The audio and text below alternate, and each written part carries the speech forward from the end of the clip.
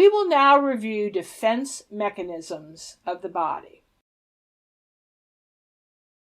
The body has natural mechanisms to protect itself from disease-causing microbes.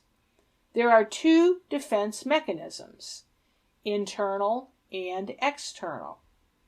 Internal mechanisms include mechanical, chemical, or cellular mechanisms. Shedding cells with friction while rubbing the hands together during washing will remove the microbes and is considered a mechanical process. The secretion of moisture and fatty acids onto the skin is a chemical process that kills many bacteria and fungi. This is the function of the sebaceous and sweat glands. The human body contains thousands of species of microorganisms on the skin and in the GI tract. These protect us against harmful bacteria. The normal flora is defined as the quantity of microbial flora on or in a healthy individual. At the cellular level, there are cells in the body called phagocytes. These phagocytes have the ability to ingest bacteria or remove foreign particles, engulfing and destroying them through a process called phagocytosis. This is part of the inflammatory response of the body to infections. External defenses include the act of hand washing, the use of chemotherapeutic agents, bactericidal or bacteriostatic agents, and immunization. The body's defense mechanism can also be described in terms of three lines of defense. The first line of defense for the body are the skin, the hair, the ciliated mucous membrane in the upper respiratory tract, the acidic mucosa lining of the GI tract, and the lysosome in human tears. They all contain various agents that can attack and kill some forms of bacteria and fungi. The second line of defense for the body is the inflammatory reaction, which often results in a fever. The invading microbes are surrounded and ingested by white blood cells, which neutralize and dispose of them. The fever is a manifestation of higher than normal increase in cellular activity. A viral infection can produce interferons, which leads to the formation of enzymes that produce antiviral activity. Other symptoms can include enlarged lymph nodes as they fight the infection, while nausea and vomiting work to expel infectious agents.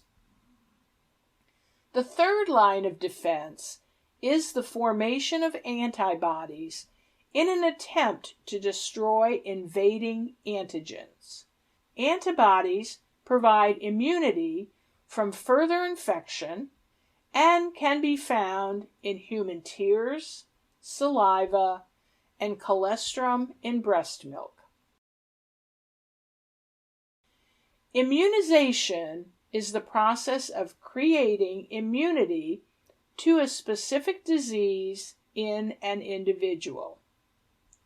The degree of immunity varies according to the patient and the quality and quantity of the vaccine. There are two forms of immunization. Natural immunization happens when the individual acquires the infection and recovers, and artificial immunization happens by means of a vaccine. A vaccine is a mixture used to induce active immunity or the production of the antibody. A vaccine can be made of dead or living microorganisms. Immunization is rarely lifelong, and in many cases, booster vaccines must be given to maintain the immunity. Some agents can be used to kill or reduce the amount of microbes that could potentially enter the body. Disinfectants are chemical agents designed to inactivate or destroy microorganisms on inert surfaces or alter the environment available to microbes. An antiseptic will reduce the number of microbes on the skin. Bacteriostatic agents are disinfectants that can stop or slow bacterial growth, while bactericidal can kill most microbes. The pH, concentration, temperature, time of exposure, types and number of microbes, and the nature of the object or person being treated are all factors that will affect how much disinfectant should be used.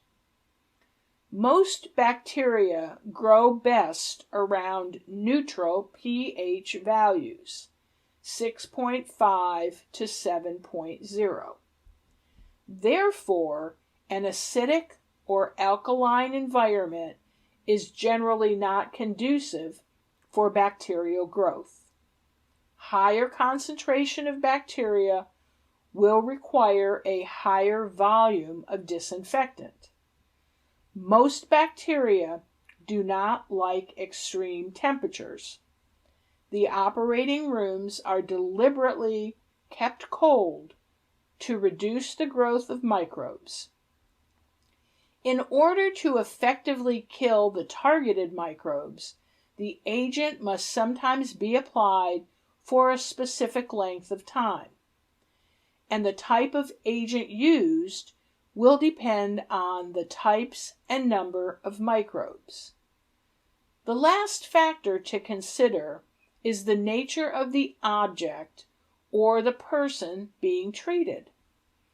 Bactericidal agents cannot be used on the skin, and some disinfectants will damage certain surfaces. Therefore, before using any antiseptic or disinfectant, the object or person being treated must be considered. Examples of antiseptics include alcohol-based compounds, hydrogen peroxide, and weak concentrations of iodine, such as betadine. Lysol, chlorine, and chlorine compounds, iodine in higher concentrations, and formaldehyde are examples of bactericidal agents. Bacteriostatic agents are alcohol-based and weaker concentrations of iodine compounds. The alcohol content should be 70% or higher. Thanks for watching. To purchase the full course and earn your CE credits, click on the link in the description or head on over to our website at www.medical-professionals.com. And while you're there, check out our All Access Pass, where you can get unlimited CE credits for your state and ARRT renewal for just $49.99. We also offer a host of free resources to make it easier than ever for radiologic technologists like you to achieve excellence.